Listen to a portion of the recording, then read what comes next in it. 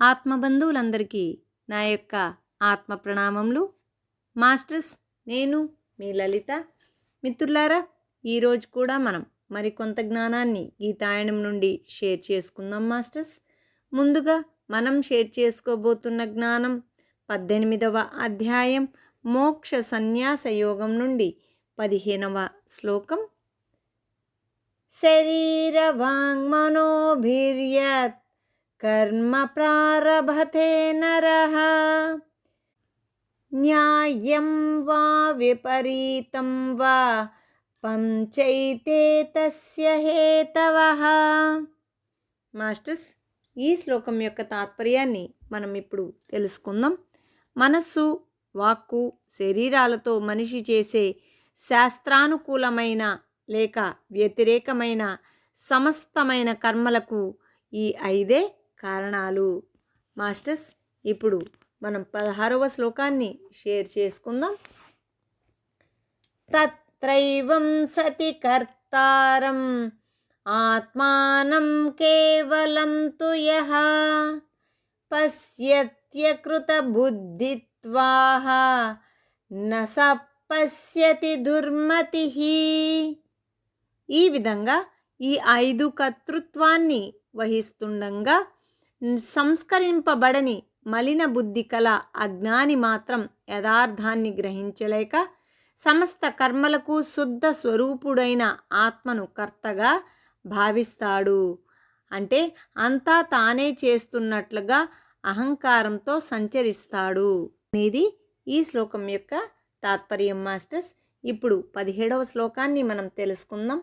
యస్య నాహం కృతో భావో బుద్ధిరస్య న లిప్యతే హత్వాపి సైమాన్ లోకాన్ నహంతి న నిబధ్యతే.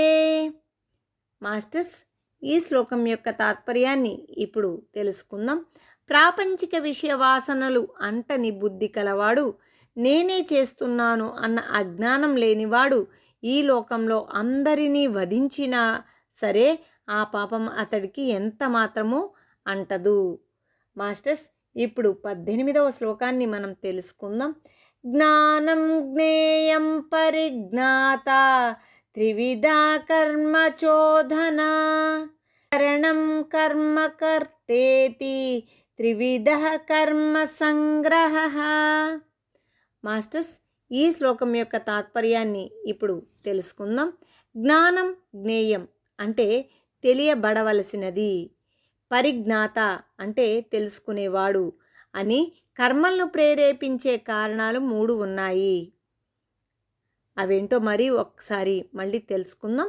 జ్ఞానం జ్ఞేయం పరిజ్ఞాత అని కర్మలను ప్రేరేపించే కారణాలు 3 ఉన్నాయి. అలాగే కర్త అంటే చేసేవాడు, కర్మ అంటే చేయబడేది, కరణం అంటే సాధనమని, కర్మ సంగ్రహం అంటే కర్మకు ఆధారమైనవి 3 విధాలు. మాస్టర్స్, ఇప్పుడు 19వ శ్లోకాన్ని మనం తెలుసుకుందాం. జ్ఞానం కర్మ చ కర్తా చ త్రిథైవ గుణభేదతః ప్రోచ్యతే గుణ సంఖ్యానే యథావచ్ఛృణుతాన్యపి. మిత్రులారా, ఈ శ్లోకం యొక్క తాత్పర్యాన్ని ఇప్పుడు తెలుసుకుందాం.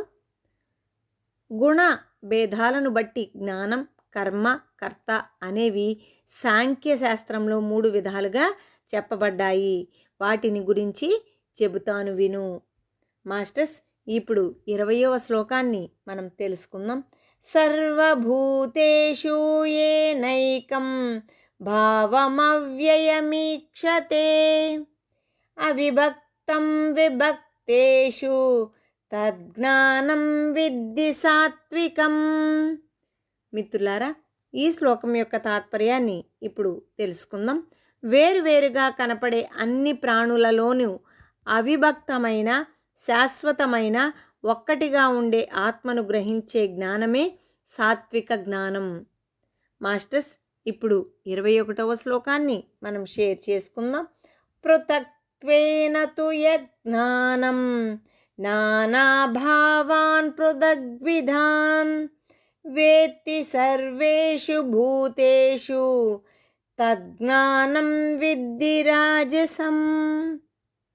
మిత్రులారా, ఈ శ్లోకం యొక్క తాత్పర్యాన్ని ఇప్పుడు తెలుసుకుందాం. విడివిడిగా కనిపించే అన్ని భూతాలలోనూ ఆత్మలు కూడా అనేక విధాలుగానే ఉన్నాయనుకోవడం రాజస జ్ఞానం. మాస్టర్స్, మరి ఇప్పుడు రాజస, తామస, అలాగే సాత్విక జ్ఞానాన్ని గురించి మనం తెలుసుకున్నాం కదా. మరి మనం ఎలాంటి జ్ఞానాన్ని ఆచరిస్తున్నాం, ఎలాంటి జ్ఞానంతో మనం ఉన్నాం అనేది మనల్ని మనం చక్కగా గమనించుకొని ఆ యొక్క జ్ఞానాన్ని మనం ఏ విధంగా మార్చుకోగలగాలి, ఆ మార్చుకోగలిగితే మనం ఏ విధమైన జ్ఞానాన్ని అలవర్చుకుంటే అద్భుతంగా జీవిస్తామో ఆ విధంగా మనల్ని మనం మార్చుకుంటూ జీవిద్దాం మాస్టర్స్. మిత్రులారా, మరిన్ని వీడియో నోటిఫికేషన్స్ కోసం ఈ ఛానల్ని సబ్స్క్రైబ్ చేయండి, లైక్ చేయండి, షేర్ చేయండి. Thank you very much.